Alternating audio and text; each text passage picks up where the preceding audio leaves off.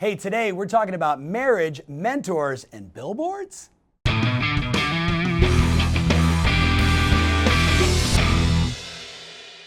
Hey, welcome to the Tom Ferry Show. Today we're talking billboards, marriage, mentors, and what's going on with this crazy inventory. So let's jump right into it. We're going back into Q&A. So many of you have been so kind to post great questions, to make sure that I can inform as many of you as possible with what we believe you need to be doing today. Let's jump right into this first question. So Deborah Anchor asked, Tom, what should I look for in a mentor? Well, this question's near and dear for me because I had the chance to reflect on all the mentors I've had in my life, from Bill Mitchell, who I met at 19, who really taught me about marriage and integrity, like those two things. Then I looked at Mike Vance. Mike Vance, who was the dean of the Disney University. He was Walt Disney's right-hand guy in charge of ideas and innovation.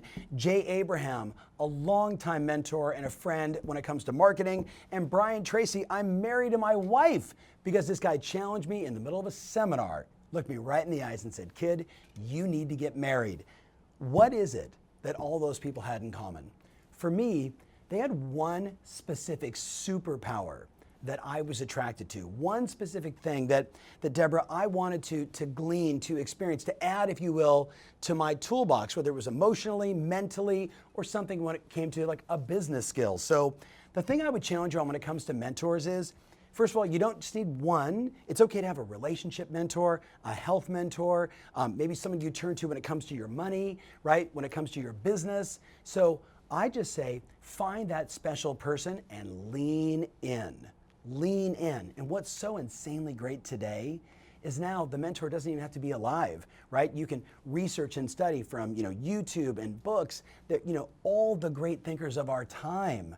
Everything is available for you to access. Lean in. Love that question. Mari asked, this is fun. Tom, advice for married couples working together. Congratulations on being married for 19 years. And you're an Italian. She's like, so my husband's now working with me. Like, what do you recommend? Well, in October of this year, I'll be married to an Italian for 25 years. I've married her twice, thinking about doing it a third time. I guess my simple advice is working together, I don't know, therapy. That would probably be a good idea. The challenge that you have, right, is in a relationship, 25 years, one spouse, like I get it. You go through highs, you go through lows, where you're on track, you're off track, there's raising kids. Like it's not an easy venture. Like, maybe knowing what I know now, I would have rewritten those vows, right? I would maybe paid it a little more attention. I would tell you this, it's about clear roles and responsibilities first and foremost. Clear roles and responsibilities. The challenge is, let's say your husband is coming in and he wants to shadow you and do the same stuff and work with buyers and work with sellers, or worse, you start doing it together, which means, you're just involved with the same buyers and sellers all the time. Guess what? By the time you get home, what do you talk about? All the same stuff you talked about all day long. Let me tell you right now, then you're no longer a couple, you're roommates that happen to run a business together. I would challenge you. You need time to get away. You need roles and responsibilities. He's doing his thing. You're doing your thing, separate. So when you come home, there's chemistry again. There's something to discuss, not the same stuff over and over again. I can tell you emphatically, being married for 25 years and have a very strong relationship, you gotta have different things happening in your world. If it's all the same, it becomes a snooze fest. Hope that helps. And therapy, always a good idea. Let's see, Steph Sadat said, Tom, what CRM should I be using? I'm a huge fan of Contactually. Contactually.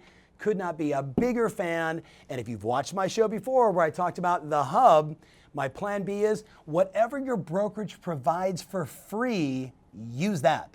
I don't want to misquote this number, but I want to say in a recent survey of inbound new coaching members, nearly 64% of them had no CRM. And inside that number, they counted Microsoft Outlook as their CRM. And my friends, that is not a CRM to build your business and to manage your relationships and to stay informed and connected with the people that matter most, that'll refer your business, or your buyers and sellers that we need to follow up on. So love Contactually, love the whole bucketing strategy, right? Or plan B, pick whichever one your brokerage has and use that. All right. Sherry, I'm probably saying that wrong. Definitely. She said, what books do you suggest? I just got an early advance copy to Growth IQ by Tiffany Bova. She is the evangelist of innovation and growth for a little company called Salesforce. Phenomenal book, full of case studies about what extraordinary businesses have done in basically 10 different categories of growth. So if your desire is to grow your business, if your desire is to out-innovate the competition, strongly recommend it. The other book I recommend is from the Harvard Business Review, their Emotional Intelligence series on empathy. On empathy. Interesting, going back to Mari, the big shout out to you, Mari. Thank you for asking that question. Empathy, if you look at raising kids, being in a relationship, having business partnerships, the thing that makes all those work is empathy. So I think I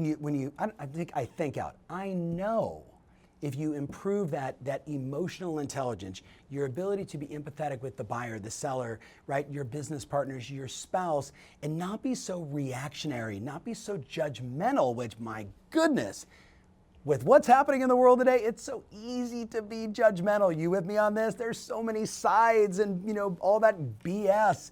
A little more empathy goes a long way. So that'd be my next book. Sean, I love you, buddy. So Sean says, hey, Tom, we recently saw lots of homes coming off the market and sellers are not relisting. So Sean, you had a lot of questions here. I want to unpack that first one. If you're paying attention right now, and I know you are, you really have the tale of two markets in almost every marketplace in North America today. And by the tale of two markets, I mean it's like a dual market. If you're looking at the top 1/3 of your pricing in your area, it's no longer a seller's market. It is absolutely a buyer's market. You know it today. You're looking at the MLS. You're seeing the hot sheets. You're seeing expireds coming up into these areas, right? You're seeing withdrawals coming up in these certain price ranges, or they're just on the market forever. Remember the great line, if it's not compelling, it's not selling. If it's not compelling, it's not selling. That is a script you need to have down on every appointment, talking to every potential seller out there. Very important. So the tale of the two, the dual markets. In the top 1/3, guess what? It's a buyer's market. But as soon as you move to that lower, mid and lower price range, instantaneously it becomes a seller market. So Sean, the first thing I would ask you and everyone watching is know your real data. Know your market stats so you can speak intelligently when you're talking to potential prospects, so you're talking to the seller to say, look, we're actually, for the first time in my real estate career, in what we refer to as a dual market. We're in both the buyer and seller market. Buyer in the high end, seller market in the low end. With your sales price today at $1 million, they're in that upper 1/3. Here's the reality. There's more inventory than there is buyers. If you're in this price, guess what? It's the exact opposite. So Sean, being informed and educating, always is first and foremost. So Sean also asked, hey Tom, one of the fears that some of the sellers have is, if I put my home on the market, what's going to happen? Am I going to be able to buy a home, especially if we're talking about that lower 2/3 price? Look, at the end of the day, this has been an issue since the 2010 to 2012 beginning of this flurry. Sean, you and I both know, every professional knowing or watching this knows, you put that home on the market while simultaneously showing them property. And when you get that offer, if you're in that lower price range, you're in control. Maybe you give up a few less shekels to keep the property a little bit longer, or give yourself the position where you can lease the property for another 30 days. So the seller now has the funds to go out and write that offer and be aggressive in the marketplace. At the end of the day, there's a few strategies, but it all comes down to one thing: communicating and being really clear on the expectations, right? Letting people know how crazy it is in this lower 2/3 of the market. So a lot of great questions. We did books. Oh, there was one other one here.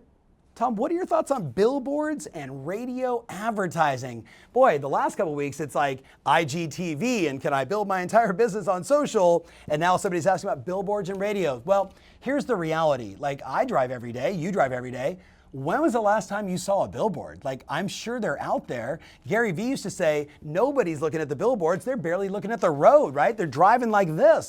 So I would say pass on the billboards unless you've got so much additional cash you're just not sure what to do with yourself. I think if I did a billboard, it would literally say, stop looking up here and keep looking at the road. Like, I would just mess with people. What I would look at though is radio advertising.